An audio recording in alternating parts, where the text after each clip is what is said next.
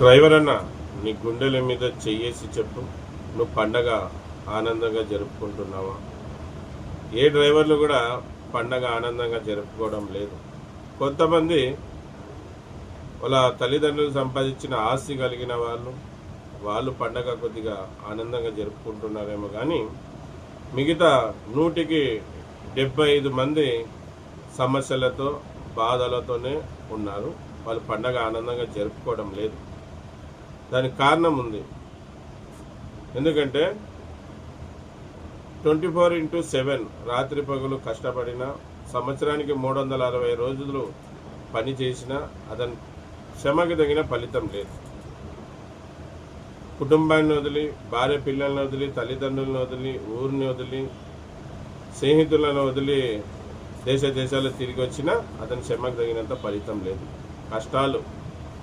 మళ్ళీ అలాగా మన డ్రైవర్ అని అన్ని కష్టాల్లో ఉంటే పండగ ఎలా జరుపుకుంటాడు?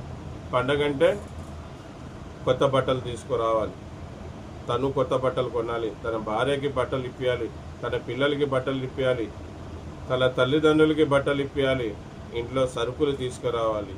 ఇవన్నీ తేవాలంటే డబ్బులు కావాలి. మళ్ళీ రెక్కాడితే కానీ డొక్కాడని మన డ్రైవర్ అన్నలు అన్ని డబ్బులు ఎక్కడి నుంచి చేస్తారు? మళ్ళీ పండగ ఆనందంగా జరుపుకుంటారా? పండగ జరుపుకోవాలంటే డబ్బులు కావాలి. కుటుంబంలో ఎన్నో సమస్యలు. పెళ్ళిడికి వచ్చిన ఆడిబిడ్డలు ఎంతోమంది డ్రైవర్ అన్న ఇళ్లలో కూర్చొని ఉన్నారు. పెళ్లి చేయాలంటే డబ్బులు లేని పరిస్థితి. చదువుకునే పిల్లలు ఎంతోమంది ఇంట్లో ఉన్నారు.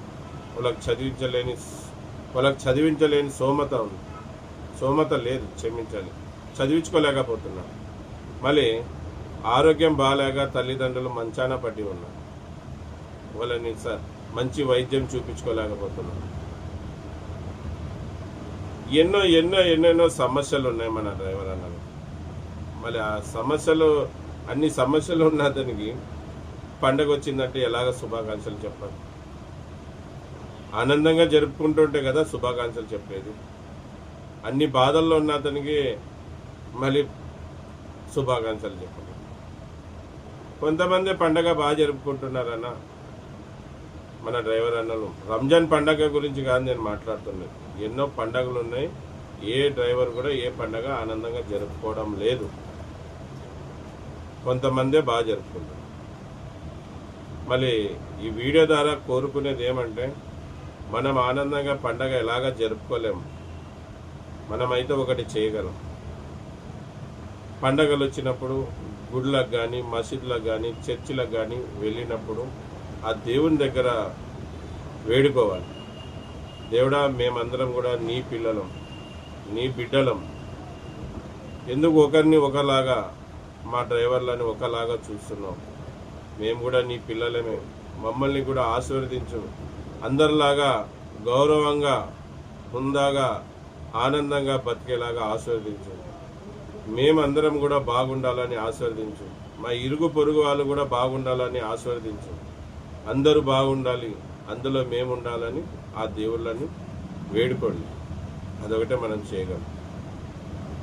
ఆ దేవుని కృప ఉంటే, అతని చల్లని చూపులు మన మీద వస్తే మన అందరి తలరాతలు మారుతాయి. దేవుని కంటే గొప్ప ఎవరు లేరు. దేవుడు అనుకుంటే మన జీవితాలే మారిపోతాయి. కనుక మన పండగలు వచ్చినప్పుడు చేయాల్సిన పని ఇది.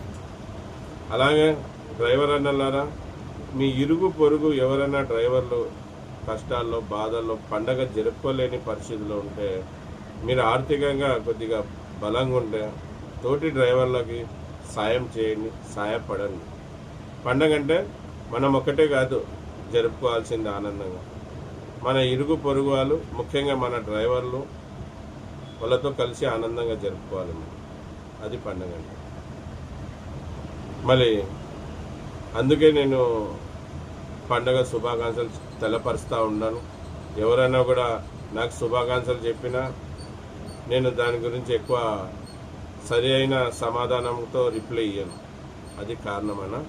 మళ్ళీ ఆ దేవుడు మనందరినీ చల్లగా చూడాలని నేను మనస్ఫూర్తిగా కోరుకుంటాను. మళ్ళీ తోటి డ్రైవర్లని ఆదుకుందాం. డ్రైవర్ కుటుంబాలలో కూడా ఆనందం తీసుకునేద్దాం. అందరూ ఎంతోమంది ముస్లిం సోదరులు ఈ 30 రోజులు ఎంతో భక్తి శ్రద్ధలతో ఉపవాసాలు ఉంది ఆ దేవుణ్ణి వేడుకుంటా ఉన్నారు, ప్రార్థిస్తూ ఉన్నారు. అందరూ బాగుండాలి, అందులో మనం ఉండాలని, వాళ్ళ ఆలకాయిని దేవుడు కూడా కరుణించాలని నేను ఈ వీడియో ముఖాంతరం కోరుకుంటున్నాను. మళ్ళీ మనం ₹1 కార్యక్రమాన్ని శ్రీకారం చుట్టాం. ఆ విషయం మర్చిపోవద్దండి. మీకు పండగ వచ్చినా, పబ్బం వచ్చినా, సంతోషం కలిగిన, ఎప్పుడు మీకు డ్రైవర్ మతికొచ్చినా ఆ ₹1 కార్యక్రమాన్ని ముందుకు తీసుకువెళ్తూ ఉండండి. బాధలో, ఇబ్బందులో, కష్టాలు ఉన్న డ్రైవర్లను ఆదుకుంటూ ఉందామన్నా ఇది విషయం ఈ వీడియో ద్వారా తెలపరచాలని మీ ముందుకు వచ్చాను. అందరికీ నమస్తే, సలాం అలైకుం, జై భీమ్, జై హింద్, జై డ్రైవర్, జై జై డ్రైవర్.